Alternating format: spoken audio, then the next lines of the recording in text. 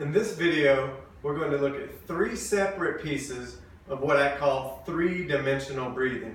So the idea with three-dimensional breathing is that all the way through the abdominal and the rib cage area that we have the capacity to expand lengthwise up and down, side to side, as well as front to back. Very much what you'd think of a balloon doing when you simply blow it up. It expands 360. So before we can get access our full capacity for that, we really need to work on different pieces of it, different regions of the abdominal and rib cage. So we're going to look at three of those right now.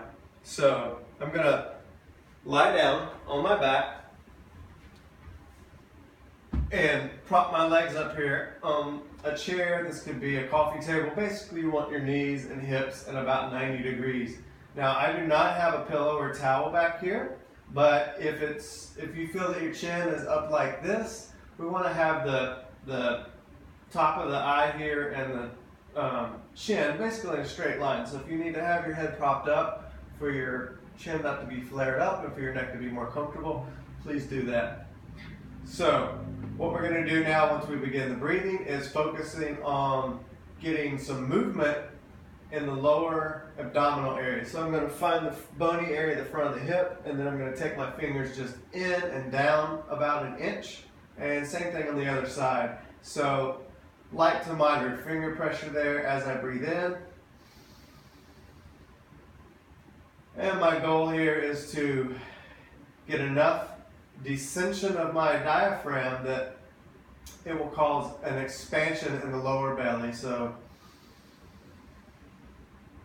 practice this until you can do 3 to 5 breaths that you can definitively tell that you're getting some rise of the belly there because it's pushing back into your fingers.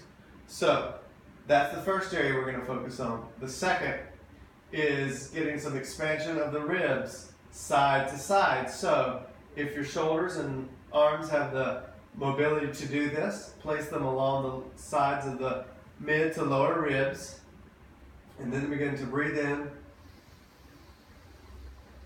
trying to access that capacity for your ribs to expand. They'll lift up a bit and out as you breathe in. As you breathe out, they'll go down and in a bit.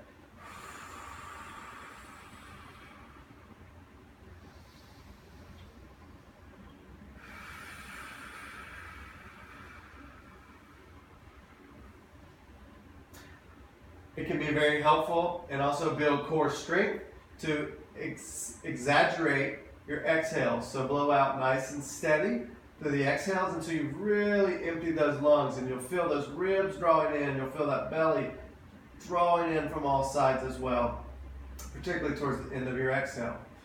So aim to get 3 to 5 good breaths with a noticeable expansion of the ribs side to side. Finally, we're going to try to access some movement of our ribs into the ground beneath us. So as I breathe in, I'm going to see if I can increase the pressure simply by using my breath into the floor with my ribs. Now if you have nice flexibility of the shoulders, you can actually stick your hand under the middle back here, and you have a little bit more access there or target to feel your body expanding into it as you breathe in. So lower abdomen, ribs side to side, ribs in the back.